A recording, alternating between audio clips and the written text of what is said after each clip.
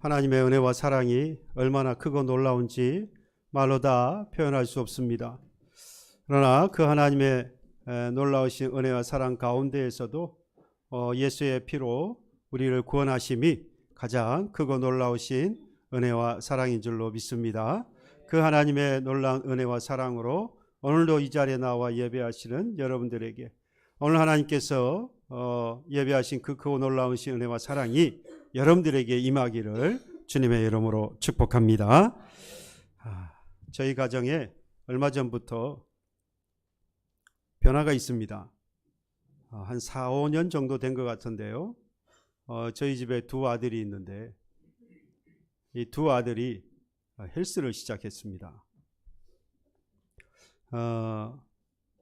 처음에 큰아이가 헬스를 한 5년 전에 시작을 할 때 왜 헬스를 하려고 하냐 물었더니 이제 곧 군대를 가는데 입대하기 전에 운동을 하고 몸을 이렇게 단련을 하고 입대를 하면 가서 군생활에 적응하는 데도 도움이 될 것 같다 라고 하면서 헬스를 시작을 하는 겁니다. 제 생각에는 얼마 하겠나 하다 보면 지쳐서 그만두겠지 그렇게 생각을 했습니다. 그런데 벌써 한 5년이 지나가요. 제 기억에는 특별한 일이 없는 한은 매일 갔어요. 심지어 원정을 가서도 헬스를 하고 오고, 그리고 유명하다는 헬스장을 찾아가서 하고 오고. 야, 생돈을 주고 그리 멀리 가서 뭘 그렇게 헬스를 한다고 그러냐? 가보면 맛이 다르대요. 기구가 다르고 쓰는 것들이 달라서 해보면 느낌이 완전히 다르다는 겁니다. 나름대로 그 안에서 이제 취미가 생긴 거죠. 둘째 아들도 마찬가지로 이제 헬스를 한 지 한 4년, 한 1년 정도 덜 늦게 시작을 해서 한 4년, 5년 이제 두 아들이 전부 헬스를 하고 지금까지 하고 있는데, 제가 그 모습을 보면서 여러 가지 생각을 하게 됩니다. 돈이 엉뚱한 데 들어가는 건 아닌가 생각도 들고, 하다가 그만두면 별 의미도 없는 건데 저렇게 하다가 언젠가 그만두겠지라는 생각도 들기도 하고, 집에 보면 닭가슴살이 냉동실에 꽉 차 있어요. 다른 걸 넣을 수가 없어요. 한 번씩 박스로 오면 몇십 개씩, 거의 뭐 50개, 60개씩 막 옵니다. 둘이서 먹으니까 한 번 먹을 때 몇 개씩도 먹어요. 예전에 제가 먹었을 때보다는 훨씬 맛있긴 하더라고요. 저는 며칠에 한 번씩 슬쩍 꺼내 먹고 하긴 하는데, 아이들이 뭐 몇 개씩 먹으니까 하루에 뭐 금방 또 사야 되고 그래요. 근데 그 닭가슴살이 맛 있을 리가 없는데 열심히 먹습니다.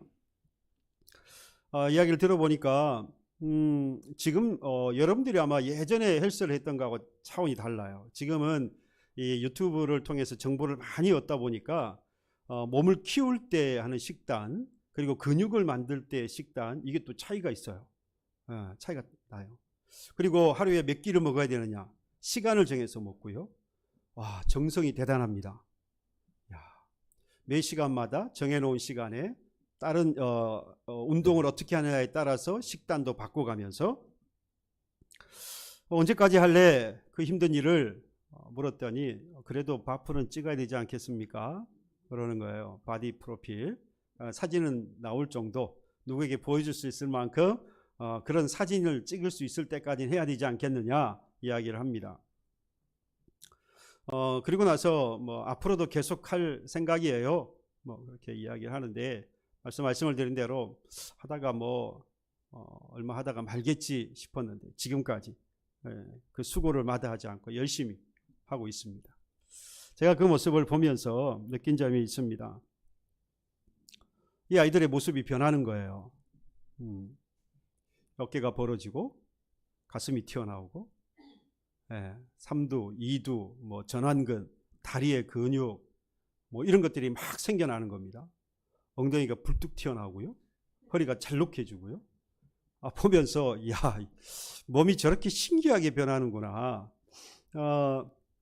큰 아이보다 둘째 아이가 늦기 시작했는데 몸이 더 커요. 보니까 그 근질이 달라서 사람에 따라서 이게 같은 시간 같은 노력을 했는데도 더 이렇게 성과가 좋은 그런 체질이 있대요. 그래서 큰 아이가 항상 불평이에요.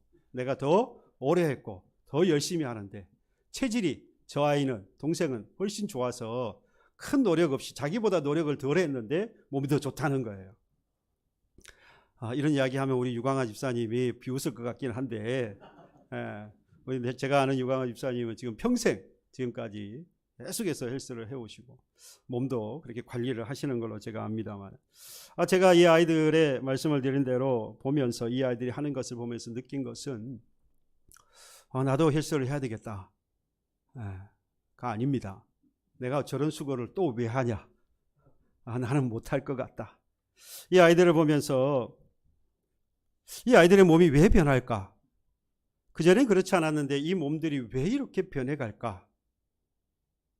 이야기를 생각해 봤더니 저항 때문이었습니다. 저항. 이 아이들은 지금 저항하고 있다.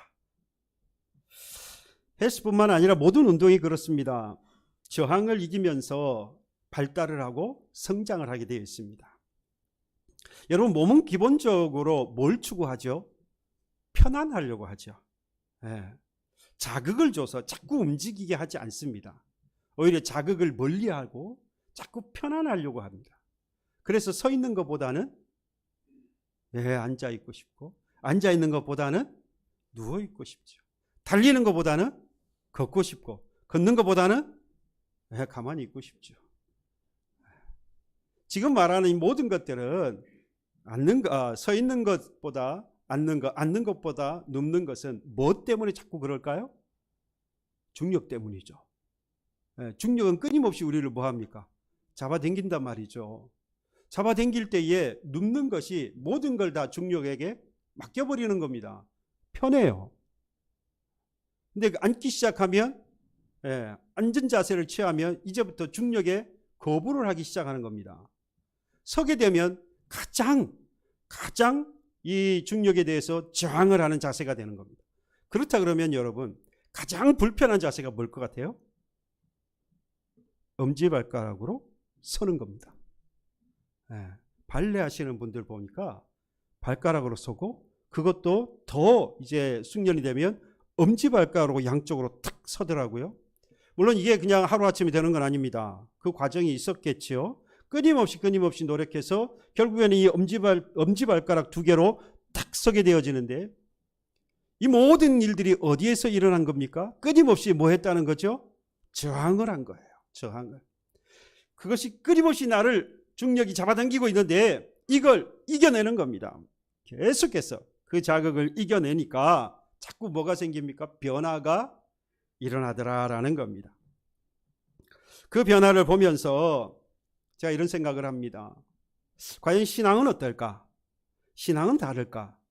저는 똑같다고 봐요. 신앙도 저항하지 않으면, 자극을 줘서 저항하지 않으면 변화가 있다 없다? 변화가 없어요. 내 신앙이 어제나 오늘이나 그리고 앞으로도 영원토록 변함이 없는 이유가 뭘까? 저항하지 않기 때문이라는 겁니다. 가만히 있으면 신앙도 뭐 할까요? 편합니다. 자극을 주지 않고 저항할 일이 없도록 만들면 편해요. 신앙도 편합니다.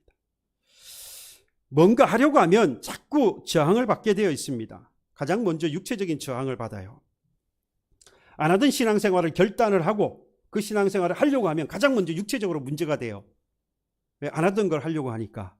그래서 건강에 문제가 생기기도 하고요. 가정에 문제가 생기기도 하고 경제적인 문제도 생기기도 하고, 이런 것들이 전부가 다 육적인 뭐라고요? 저항입니다. 하려고 하면 이런 저항들이 생겨요. 심적으로 정신적인 저항도 있습니다. 어떻게 될까요? 신앙생활을 하려고 마음먹었더니 야, 이렇게 한다고 될 것 같아? 벌써 내 안에서 벌써 그런 이야기가 들리는 겁니다. 이게 바로 내적인 의심과 의문이 생기는 거예요. 외적인 억압도 있습니다. 야, 그런다고 될 것 같아? 나도 해봤는데 그거 안 되더라. 이런 소리가 들리면 좀 뭔가 신앙생활에 다시 마음을 먹고 해보려고 하는데 이게 안 되는 거죠. 억압을 받는 겁니다. 이러다 보면 심적으로, 육적으로, 정신적으로 흔들리기 시작하는 거죠. 여러분, 이렇게 흔들어 놓는 걸 뭘까요? 이게 전부 다 저항하는 겁니다. 저항하게 만드는 거예요. 이 신앙의 변화가 있으려면 바로 이 저항을 뭐 해야 하는 거죠? 이겨내야 하는 겁니다. 그리고 이 저항을 이겨내는 핵심은 뭐냐? 지속적인 훈련입니다. 저항이 있을 때에, 자극이 있을 때에 이걸 이겨내야 되겠는데 한 번 아니에요. 두 번 안 돼요. 계속해서 지속적으로 저항을 해가야 됩니다. 그 저항한다는 의미, 저항한다는 말을 훈련한다고 표현하는 거예요. 성경에서는 이거를 연단이라고 했어요. 연단. 그래서 디모데전서 4장 7절 8절에 말합니다. 망령되고 허탄한 신화를 버리고 경건에 이르도록 내 자신을 연단하라. 육체의 연단은 약간의 유익이 있으나 경건은 범사에 유익하니 금생과 내생의 약속이 있다라고 했습니다. 망령되고 허탄한 신화를 버리고, 그리고 이 사도 바울이 이 디모데에게 하는 말이 경건을 위하여서 경건에 이르도록 내 자신을 연단하라. 여기서 연단이 바로 훈련이다 이 말입니다. 그러니까 경건은요, 훈련은 계속해서 반복되어진다는 의미를 가지고 있어요. 그렇죠. 훈련은 오늘 아침 훈련 한번 하면 끝납니까? 아니에요. 훈련해야 돼 라고 하면 어제도 했고 오늘도 했고 앞으로도 계속해야 한다는 것이 전제되어 있습니다. 그러니까 연단이라는 것도 역시 계속해서 해야 한다는 거죠. 단번에 이루어지는 일이 아닙니다. 뭐가요? 경건이라고 하는 것이 단번에 이루어지는 일이 아니에요. 어느 날 갑자기 내가 변해서 경건한 사람이 되는 게 아닙니다. 성령이 임하면요, 내 마음에 결단이 일어나요. 생각에 변화가 생깁니다. 그리고 거룩한 성도로 살아보려고 하는 노력이 있습니다. 그런데 그 노력 한 번으로, 그 생각의 변화 한 번으로 이 사람이 경건해지느냐? 그렇지 않아요. 끊임없이 뭘 해야 된다? 훈련을 해야 된다. 디모데전서에서 뭐라고 말했다고요? 연단이라고 말했다 이 말입니다. 조금씩 변화되어지는 거예요. 조금씩 바뀌어가는 겁니다. 그래서 연단해야 한다, 훈련해야 한다라고 말해요. 그런데 중요한 건요, 경건하려고 하면 연단해야 한다, 훈련해야 한다라고 하니까 우리가 무슨 생각을 하냐면 경건한 일을 많이 하려고 해요. 그러니까 경건한 일들이 많이 있죠. 그런 생각들이 여러분들 가지고 있잖아요. 그것들을 많이 해야, 그것들을 계속해서 많이 하면 내가 경건한 사람이 될 것이다 라고 생각하는데, 물론 그것도 맞는 말이에요. 그런데 그거보다 먼저 해야 하는 게 있습니다. 망령되고 허탄한 것들을 뭐하고? 버려야 한다. 경건한 일을 이루기 위해서 경건한 육체의 연습을 하고 그리고 경건한 일들을 해 나가야 할 것인데, 그보다 먼저 해야 할 것은 망령되고 허탄한 것들을 버려야 한다라고 했습니다. 여러분, 쓰레기 더미 위에 집을 짓는다고 생각해 보세요. 당장은 빨라요. 그렇죠? 시공기간이 짧습니다. 왜? 퍼내지 않아도 되니까. 그 위에 그냥 시멘트 치고 그 다음에 위에 집 올리면 돼요. 시공기간도 짧고 그 다음에 비용도 적게 들고 그 다음에 경제성이 있죠. 그러니까. 근데 문제는 뭐죠? 시간이 지나면 그 쓰레기가 부패하면서 뭐가 생깁니까? 암모니아가 생긴대요. 유기물 쓰레기 같은 경우는 특히나 이 암모니아가 많이 발생을 하는데, 요즘 과학이 발달해 가지고 이 암모니아를 가지고 바이오 수소를 만들어낸답니다. 그래서 이걸 이제 경제성이 있는가를 지금 계속해서 보고 있는데, 경제성만 있다 그러면 앞으로 계속해서 이걸 바꾸어서 산업화 시킬 수 있겠지요. 근데 경제성을 지금 타당한지 경제성을 지금 살피고 있다라고 해요. 그런데 분명한 사실은 당장엔 변할지 모르지만 분명히 문제가 생기는 겁니다. 여러분, 집을 보니까 먼저 버려야 하는 거예요. 파내야 하는 겁니다. 집을 여러분들 청소해보고 정리를 해보면 이제 봄을 맞이하니까 아마 여러분들이 집을 뒤질 생각을 지금 하실 거예요. 그동안 묵혀놨던 것들을 여러분 뭐부터 하죠? 버리는 것부터 해야 집이 정리되잖아요. 흐트러져 있던 것들을 그 자리에 갖다 놓는 건 시간이 지나면 다시 흐트러지죠. 그건 정리라고 할 수 없습니다. 진짜 정리는 뭐부터 해야 돼요? 안 쓰는 것들, 필요 없는 것들을 빨리빨리 처분해야 됩니다. 갖다 버려야 하는 것부터가 시작되는 거죠. 그렇습니다. 마치 이와 같은 것처럼 경건히 이르도록 자신을 연단하는 것은요, 먼저 망령된 것들 또는 허탄한 것들을 내 삶 속에서 걷어내는 것부터 시작해야 하는 겁니다. 사도 바울이 오늘 디모데에게 말할 그 당시에 망령되고 허탄한 것들은 뭐였느냐? 비성경적인 요소들이었습니다. 당시에 가장 많이 유행했던 것이 바로 유대교의 전통적인 율법주의입니다. 뿐만 아니라 초월적인 어떤 것들, 그렇죠? 그래서 초자연적인 존재들이나 심지어 일월성신 같은 것들, 이런 것들에게 대한 믿음을 보이는 것, 미신적인 믿음이죠. 그 다음에 이교도들이나 신화나 그 다음에 철학적인 사상, 여기에 이제 심취되어지거나 또는 엄격한 금욕주의는 성경을 보면 방탕한 생활을 하지 않기 위해서 필요하나 이게 엄격하거나 너무 극단적인 금욕주의는 성경적이지 못합니다. 그런데 이러한 것들이 자꾸 빠지는 거예요. 이러한 것들을 망령되고 허탄한 것이라고 당시 사도 바울이 디모데에게 말할 때 당시의 상황이에요. 근데 이런 것들이 문제가 되는 것은요, 이러한 것들은 신앙생활을 하는데 아주 복잡하게 만듭니다. 여러분, 우리의 신앙생활은 간단해야 돼요. 예수 믿고 구원받는 것이고요, 하나님의 은혜로 오늘도 우리가 살아가는 겁니다. 그 은혜와 사랑에 감사하며 오늘을 살아가는 것이 우리 성도의 삶이에요. 그러니까 신앙생활은 간단해야 돼요. 근데 자꾸만 뭘 만들어내죠? 규례를 만들어내고 자꾸 규칙들을 만들어내요. 그리고 그것들을 지키지 않으면 마치 하나님의 백성이 아니고, 그리고 하나님 나라에 갈 수 없다라고 자꾸만 만들어내는 거예요. 여러 가지 조건들을 만들어내는 거죠. 이건 여러분 잘못된 신앙입니다. 그런데 이러한 것들을 버려야 한다는 거예요. 그런데 지금 보면 2000년 전이나 지금이나 사실 별로 다를 게 없는 것 같아요. 시대만 바뀌었고 세월만 지났지 여전히 많은 사람들이 당시에 2000년 전에 그 사람들이 미신을 가지고 살았던 것처럼 지금도 오늘의 운세를 봐요. 사람들이. 별점을 보고요. 그리고 부적들을 다 가지고 다닙니다. 머리맡에 두기도 하고 지갑에 넣기도 하고. 그래서 이런 사고나 이런 것들로부터 보호하려고 하고 또 행운을 불러오려고. 저희 옆집에 보면 여기 이렇게 한자로 양쪽에 뻘겋게 가지고 이렇게 문에다 붙여놨어요. 아직도 그런 집이 있어요.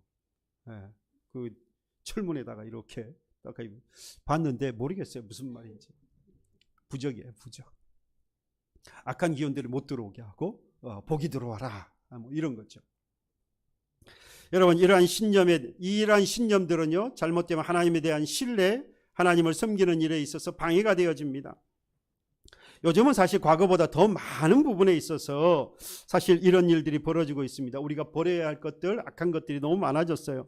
영적인 성장이나 경건한 삶보다는요, 세상의 가치를 더 두고 살아갑니다. 그래서 우리는 돈을 위해서 살아가고요, 부를 채우려고 살아갑니다. 높은 권세와 그리고 위치를 차지하려고 우리가 살아갑니다. 인생의 최종 목표를 거기에 두고 있어요.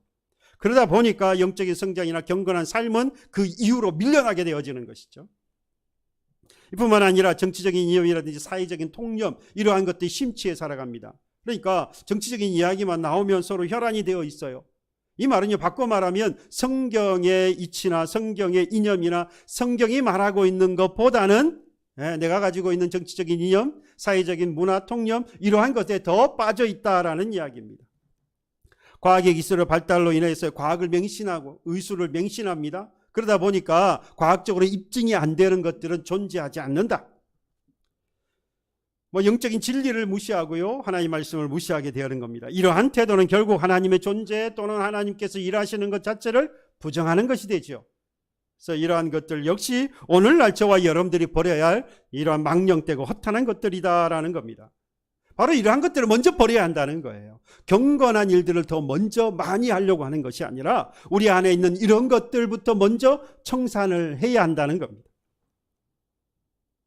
이런 것들을 버리고 난 이후에 경건에 이르도록 끊임없이 연단해야 하는데, 그 연단의 첫 번째가 뭐냐? 육체의 연단이에요. 육체의 연단.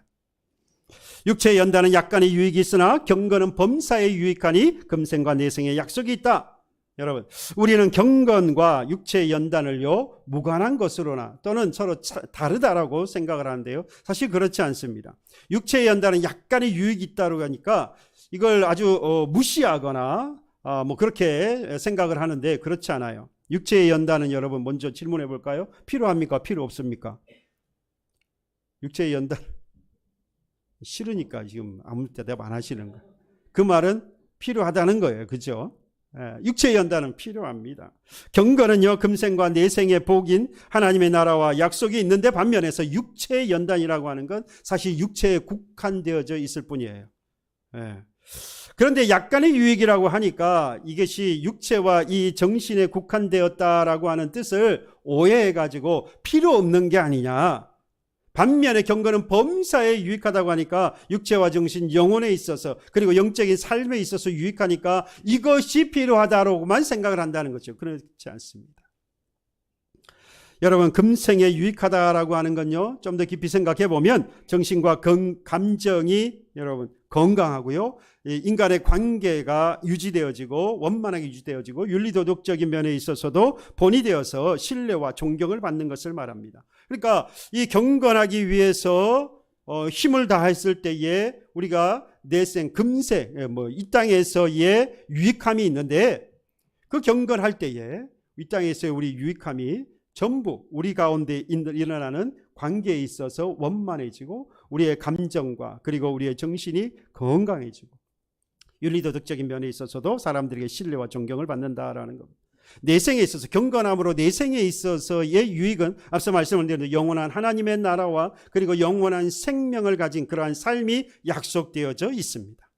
이게 바로 금생과 내생에 하나님께서 경건을 통한 우리에게 주신 약속이에요. 여기서 그런데 가장 중요한 게 있습니다. 놓치지 말아야 할 게 한 가지 있어요. 육체의 유익이나 경건이라고 하는 것이 범사에 유익하려면 뭐가 필요하다? 앞에서 말씀을 드렸는데, 육체의 유익이나 경건이 범사에 유익하려면 뭘 해야 돼요? 연단이 필요하다 이 말이에요. 훈련이 필요하다 이 말이에요. 육체의 연단은 육체의 운동이나 건강관리와 같이 꾸준히 지속할 때 유익하죠. 한 번, 두 번 해봤다고, 한 번, 두 번 했다고 해서 당장에 건강해지고, 또 어떤 변화가 나타난다 그러면 얼마나 좋겠어요.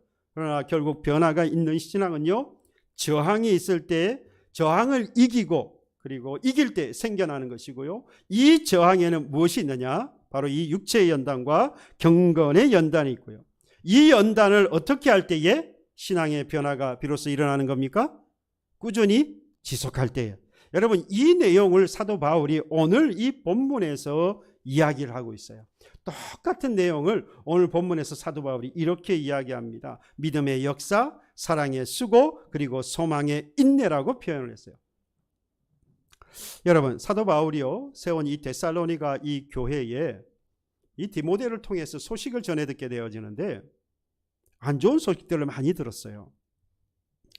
특별히 예수 재림의 시기에 대해서 이미 예수께서 재림했다, 또는 이제 곧 내일 모레 예수께서 재림할 것이다, 이러한 이야기가 그 교회에 있었습니다. 그러니까 사람들이 어떻게 하죠? 일상생활을 안 해요. 일하러 안 나가는 겁니다. 그러다 보니까 여러분, 자기가 해야 할 일들, 가정을 돌봐야 하는 일들, 이런 것들이 소홀하게 되어지는 겁니다. 이 일들이 소홀해지면 나날이 예수 오시는 날이 지체되어지는 것처럼 되어지니까 먹고 살아야 되잖아요. 이런 문제를 누가 해결한 줄 아십니까? 그 교회 안에서 열심히 일하는 사람들이 어려움을 당한 사람들을 도와야 되거든요. 그러니까 이 사람들이 오히려 책임을 져야 하는 겁니다. 뿐만 아니라 이 성적으로 부도덕한 일이나 교회 지도자들에게 순종하지 않아서 교회 질서가 어지럽혀지는 이런 어려운 일들이 데살로니가 교회에 있었던 겁니다. 그런데 중요한 건 이런 가운데에서 여러분, 사도 바울이 확신한 게 있어요. 확신한 것. 이 오늘 2절의 말씀입니다. 우리가 너희 모두로 말미암아 항상 하나님께 감사하며 기도할 때 너희를 기억한다라고 했습니다. 사도 바울은 확신했습니다. 너희들을 위해 기도할 때마다 감사하게 되는 것은 다 너희들 덕분이다라는 이야기를 한 겁니다. 도대체 그들이 어떠했길래 바울이 기도할 때마다 하나님께 감사했느냐? 말씀을 드린 대로 데살로니가 교회에 문제가 있어요, 없어요? 있어요. 많은 문제들이 있어요. 세상에 있음직한 일들이 교회 안에서 계속해서 일어나고 있었습니다. 그럼에도 불구하고 사도 바울이 기도할 때마다, 이 데살로니가 교회와 교인들을 위하여서 기도할 때마다 하나님 앞에 감사하며 기도할 수밖에 없었던 이유, 그게 3절이에요. 3절에 말합니다. 너희의 믿음의 역사와 사랑의 수고와 우리 주 예수 그리스도에 대한 소망의 인내를 우리 하나님 아버지 앞에서 끊임없이 기억함이니, 다시 말하면 사도 바울이 데살로니가 교회와 교인들을 위해서 기도할 때마다 그가 무엇이 기억나느냐? 믿음의 역사와 사랑의 수고와 예수 그리스도에 대한 소망의 인내가 자꾸만 떠오르더라라는 이야기입니다. 누구에 대해서요? 데살로니가 교회와 교인들을 향하여서요. 비록 그 교회에 많은 문제점이 있었지만 그들을 위하여서 사도 바울이 기도할 때마다 그들이 그동안 해왔던 믿음의 일들과 그리고 사랑의 수고와 예수 그리스도에 대한 소망을 가지고 끝까지 참고 인내하였던 그들이 자꾸만 떠오르는 거예요. 그래서 하나님 앞에 기도할 때마다 뭐 했어요? 이러실래요 자꾸? 그럴 때마다 그래서 하나님 앞에 뭐 했어요? 기도할 때마다 감사했던 거예요. 뭐가 있음에도 불구하고, 많은 문제점이 있었음에도 불구하고. 여러분, 여기서 말하는 믿음의 역사란 워크입니다. 일을 말하는 거예요. 믿음의 일. 그러니까 믿음으로 일했다라는 거. 믿음을 가지고 일했다 이 말이에요. 그냥 한 게 아니에요. 아무 생각 없이 한 게 아니에요. 하나님께서 주신 믿음을 가지고 그 믿음 때문에 움직인 거예요. 믿음으로 일했던 겁니다. 그들이 믿음으로 일했던 것이 생각이 났습니다. 사랑의 수고. 여러분, 사랑의 수고라고 하는 건, 사랑은 반드시 뭐가 따라요? 수고가 따라야 된다는 거죠. 말과 생각, 마음으로만 끝나는 게 아니에요. 사랑이라고 하는 것은 시간과 물질을 들여서 손과 발이 움직여져야 되는 겁니다. 뛰어다니는 거고요. 그래서 수고했다 이 말입니다. 이게 자꾸 생각이 나는 거예요, 사도 바울이. 데살로니가에 문제가 있었음에도 불구하고 이들이 시간을 들고 물질을 들여서 손과 발을 움직여서 수고하였던 것들이 떠오르는 겁니다. 데살로니가 교인들의 이런 믿음으로 최선을 다해서 주의 일을 했고 진실한 사랑으로 열심히 수고하고 노력하고 섬겼습니다. 바로 이런 이들의 모습을 기억하면서 감격하면서 하나님 앞에 감사했던 거예요. 그런데 여러분, 질문 한번 드려볼까요? 이들의 믿음의 역사가 일어나고 사랑의 수고를 받아 하지 아니하고 예수 그리스도를 향한 믿음을 가지고 소망을 가지고 인내하는 과정 가운데에서 그들은 힘들었을까요? 안 힘들었을까요? 예, 분명히 끊임없이 그들은 힘들었을 거예요. 어려운 일들을 만났을 거예요. 그들에게도요, 다른 모든 교회와 교인들과 마찬가지로 그들도 끊임없이 어려움을 겪었어요. 여러분, 이걸 보고 뭐라고 말하느냐? 앞서서 뭐라고 말했죠? 이걸 뭘 겪는 거예요? 뭘 하는 거예요? 저항이에요. 저항. 이게 저항이에요. 그들에게는요, 믿음의 일과 사랑의 수고를 다하지 못하게 하는 육체적이고 정신적인 압박이 계속해서 오는 겁니다. 영적으로도 자꾸만 압박이 오는 거예요. 잘못된 예수 재림의 신앙에 대해서 일상생활을 포기하고 소홀히 하는 사람들, 윤리도덕적으로 타락하고 지도자들에 대해서 순종하지 못하여서 갈등을 조장하는 이러한 사람들로 인해서 교회는 끊임없이 혼란했고 그리고 불안에 빠지고 그래서 어려움을 당했던 겁니다. 하지만 뭐 하는 거죠? 저항했어요. 바꿔 말하면 계속해서 그럼에도 불구하고 믿음의 일을 하고 사랑의 수고를 다했고 그리고 나아가서 예수 그리스도를 통해 예수 그리스도를 향한 이 소망의 인내를 끝까지 가지고 나아갔다 이 말입니다. 저항한 거예요. 이게 바로 뭐죠? 끝까지 저항해서 가는 게 뭐죠? 훈련이에요. 끝까지 가는 게 뭐예요? 연단이에요. 훈련과 연단을 그치지 않았다 이 말입니다. 비록 교회 안에 많은 문제가 있었습니다마는 이 문제를 이기면서 계속해서 믿음의 일을 하고 사랑의 수고를 하고 예수 그리스도에 대한 소망의 인내를 그치지 않았어요. 그런데 더 큰 문제는 지금부터입니다. 믿음의 일과 사랑의 수고와 예수 그리스도를 향한 믿음의 이 소망의 인내를 가지고 끊임없이 했는데 결과물이 뭐냐? 결과물이 뭐냐? 그 결과물이 만족스럽다면 인정받을 만하다면 문제가 없겠죠. 그런데 앞서서 말씀드린 대로 여러 가지 문제가 데살로니가 교회 교인들에게 나타났잖아요. 사도 바울의 입장에서나 데살로니가 교인 가운데에서 이 믿음의 일과 사랑의 수고와 예수 그리스도를 향한 이 소망의 인내를 가지고 지금까지 열심히 해왔던 그 사람들의 결과물이 여전히 어렵고 여전히 힘들고 선한 열매들이 나타나지 않았을 때에 사도 바울의 심정이나 그 일에 최선을 다했던 데살로니가 교회 교인들의 마음속에는 뭐가 있었을까요? 낙심했겠지요. 좌절했겠지요. 분명히 낙심하고 좌절할 수밖에 없습니다. 노력한 만큼 대가가 없을 때에 결국엔 낙심하다가 뭐 하죠? 하지 않게 되죠. 포기하게 되어지는 겁니다. 결과물이 없을 때 지금까지 한 일들이 별 의미가 없는 것처럼 여겨집니다. 그 수고가 다 헛살라고 생각을 하면서 낙심합니다. 밤잠을 줄여가면서 여러분들 얼마나 열심히 일했습니까? 밤낮 없이 아마 가정을 돌보기 위해서 자녀를 양육하기 위해서 지금까지 열심히 일하고 뒷바라지 해오면서 키워오셨을 거예요. 그리고 어느 순간인가 뒤돌아보면 남은 것이 없다는 생각을 하게 됩니다.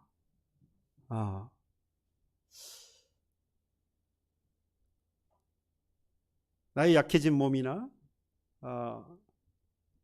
쉬어버린 흰머리라든지 또는 얼굴에 드리워진 주름이나 깊게 패인 주름이나 또는 얼룩져진 그런 생기 없는 얼굴, 이러한 것들만 남는다고 생각하면 아마 이 허무한 인생이라고 생각하고 낙심을 하거나 또는 더 이상 나에게는 소망이 없다 뭐 이렇게 생각을 하게 되어지죠.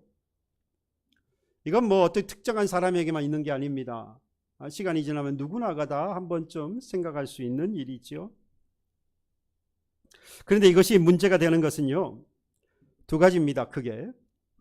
앞으로 나의 신앙생활에도 문제가 되죠. 왜? 소망이 없으니까. 그동안 해왔던 것들에 대한 결과물이 노쇠한 몸과 그리고 흰머리와 깊게 패인 주름 뭐 이 정도로의 이것이 나의 결과물이라고 생각되어지면 앞으로의 일상생활이라든지 신앙생활에 있어서 더 힘을 가지고 소망을 가지고 할 이유가 없게 되어지잖아요. 뿐만 아니라 더 근본적인 문제가 생겨집니다. 뭘까요? 지금까지 그렇게 살아오도록 인도하셨던 분이 누구지요? 하나님이시잖아요. 근데 그 하나님에 대해서 지금 뭐 하게 됩니까? 결국 하나님을 포기하죠. 하나님을 무시하는, 그동안 해왔던 하나님이신데 그것을 무시하는 결과가 되어지는 겁니다. 그러다 보면 신앙이 흔들리죠. 그래서 흔들리지 않는 신앙을 가지려면요, 결과에 연연해서는 안 됩니다. 결과물이 정말로 악한 결과물이 나왔다라고 하면 돌아봐야 돼요. 내가 뭔가 잘못한 거예요. 죄를 범했거나 또는 뭔가 잘못한 게 있는 겁니다. 그러지 않는 이상은 여러분 결과물 때문에 흔들려서는 안 된다는 겁니다. 결과물에 연연해서는 안 됩니다. 우리는 너무 스스로를 학대합니다. 학대해요. 지금의 나가 있는 것은 그동안 나의 삶의 축적이죠. 그동안 내가 어떻게 살았는가에 따라서 오늘의 내가 있습니다. 여러분들이 어제 이전의 삶을 어떻게 살았느냐에 따라서 오늘의 삶이, 그리고 오늘의 삶까지 포함되어져서 이제 앞으로의 삶이 결정되어질 겁니다. 그러면 지금까지 이 살아왔던 삶을 우리가 어떻게 봐야겠느냐라는 겁니다. 대부분의 사람들은 오늘의 결과물을 보고 이전의 삶에 대해서 평가를 합니다. 그러다 보니까 스스로를 학대하게 되어져요. 도대체 뭐 했냐? 한 게 뭐가 있느냐? 예수 믿는 사람들은 더더군다나 이런 부분에서 자유롭지가 못해요. 왜? 신앙생활하면서 성경을 통해서 배운 것들이 교육받기를 최선을 다한 삶을 살아야 하고, 그 가운데에서 무슨 열매를 얻어야 돼요? 선한 열매를 많이 거두어 들어야 된다. 그래야 하나님께서 영광을 받으신다. 우리는 이렇게 철저하게 교육을 받았어요. 그러다 보니까 이게 결과물이 시원찮으면 또는 없다고 생각되어지면 낙심이 되는 거죠. 그 중압감에 계속해서 시달리면서 신앙생활을 하는 거예요. 그 신앙생활이 재밌지가 않아요. 힘들기만 해요. 자꾸 결과물에 마음을 쓰니까. 저도 예외는 아닙니다. 저도 예외가 아니에요. 말씀을 준비하면서 저를 한번 다시 돌아봤습니다. 저도 똑같았어요. 목사로서 결과물이 있어야 한다는 중압감을 항상 가지고 있습니다. 교인들은 분명히 기대할 것이고 그 기대에 부응하려면 결과물이 있어야 한다. 당연히 그렇게 생각이 드는 거예요. 그러다가 결과물이 안 보이거나 시원치 않으면 낙심하고 또 막막해지기도 하고요, 불안해지기도 합니다. 그런 마음으로 기도하니까 한숨이 나와요. 아이고, 그러면서 깜짝 놀라는 거죠. 아니, 기도하면서 한숨을 쉬고 있는 거예요. 이게 말이 됩니까?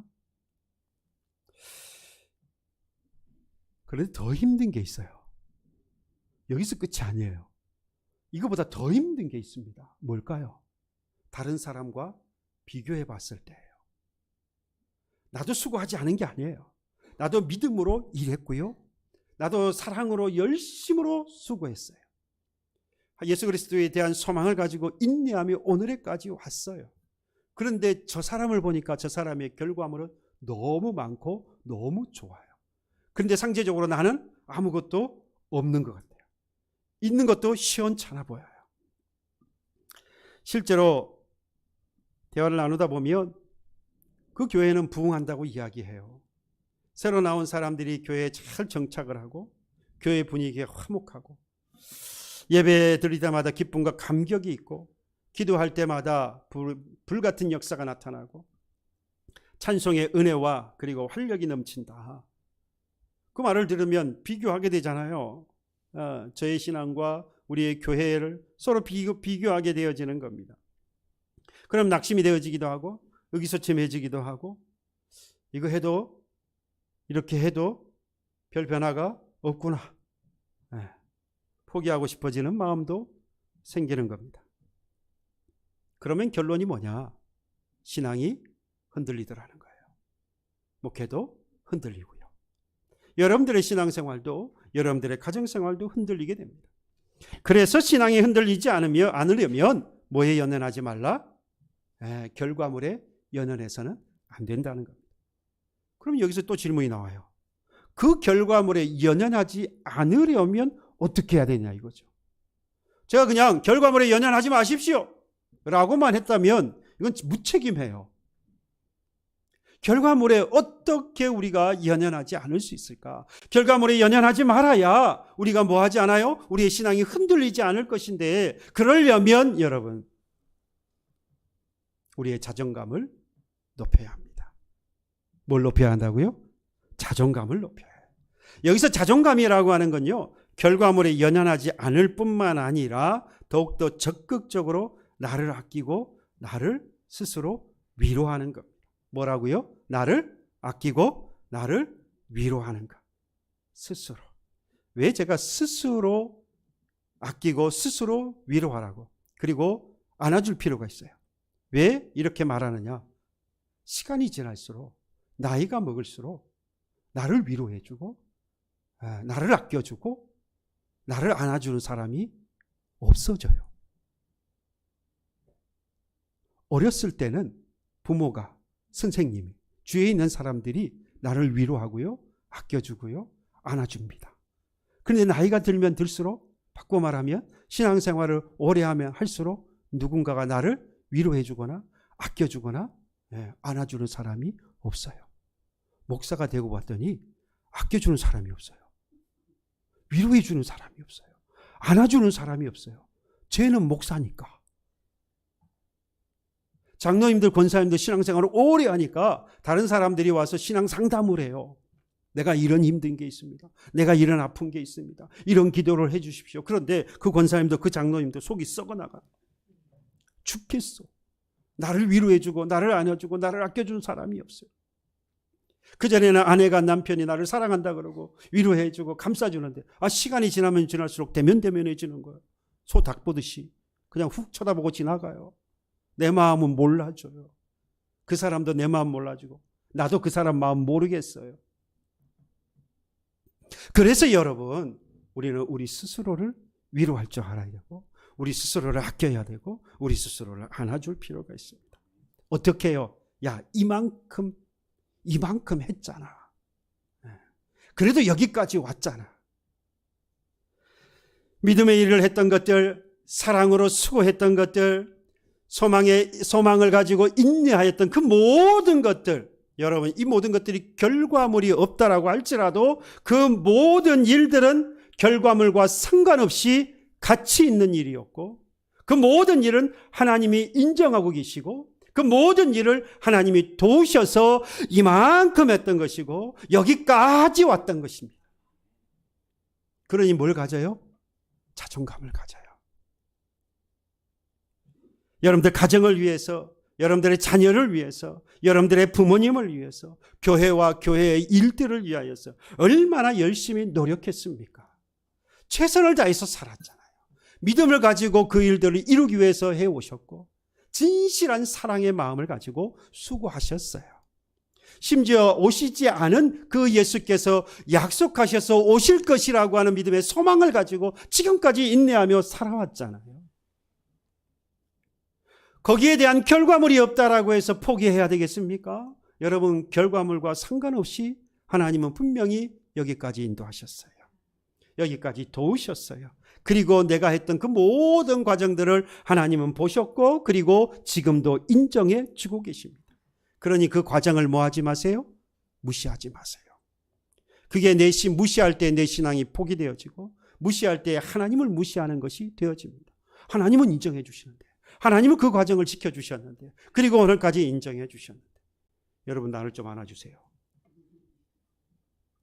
스스로를 좀 다독거려 주세요.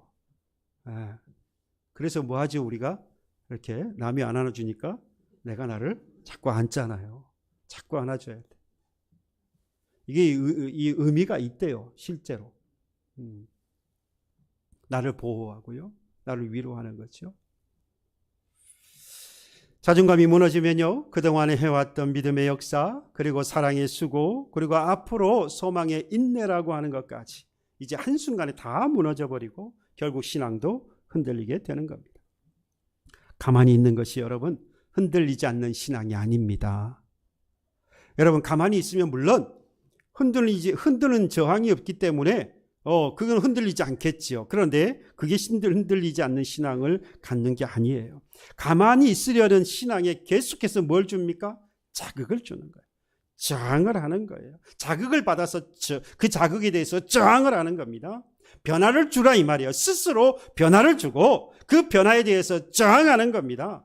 그럴 때에 우리의 신앙은 뭐 하지 않아요? 흔들리지 않는 겁니다. 지금 현실에 안주하고 가만히 있으려고 하는 나의 신앙에 끊임없이 변화를 주고 변화에 대해서 저항하면서 살아가야 합니다. 그리고 나타나는 결과물에 대해서 뭐 하지 말고요? 요동하지 마세요. 거기에 대해서 상관하지 마세요. 여의치 마세요. 개의치 마세요. 지금까지 하나님은 나를 통해서 이루신 그 믿음의 일과 그리고 사랑의 수고 그리고 앞으로의 소망의 그 소망을 가지고 끝까지 인내하는 그 모든 과정들을 하나님께서 보시고 인정해 주고 계십니다. 그러니까 자존감을 가지세요. 오히려 자존감을 더 높이세요. 잘해왔다고 칭찬하시고 이만하면 잘한 것이라고 격려해 주세요. 그리고 안아주십시오. 이때 우리의 신앙은요 흔들리지 않게 됩니다. 끝까지 앞으로도 그 믿음의 일을 해 나아갈 수 있고 사랑의 수고를 더해 나아가고 그리고 예수 그리스도를 향한 소망의 인내를 가지고 끝까지 나아가게 될 것입니다. 그 끝에 뭐가 있을까요? 하나님의 나라가 있고 그 나라에서 영원히 살아가는 영생이 우리에게 예비되어져 있지 않습니까? 내세의 유익이에요.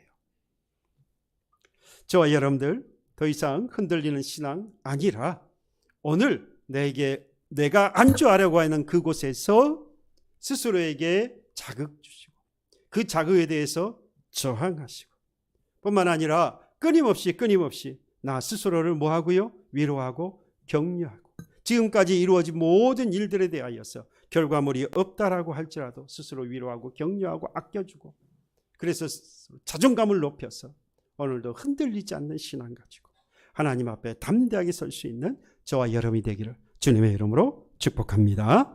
찬양합시다. 찬송가 400